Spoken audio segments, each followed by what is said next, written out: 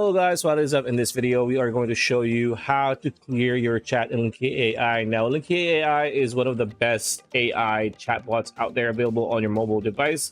Now, if for example, you're getting frustrated with your scenario with any AI and you want to clear and start from scratch, it's very easy. All you need to do is, of course, as you can see, we're in the home page, and what you want to do is tap on chats here on the bottom right corner like so, and you're gonna see the available chats. And for example, let's tap on Emma, and if you want to delete the chat and start from scratch, it's very easy.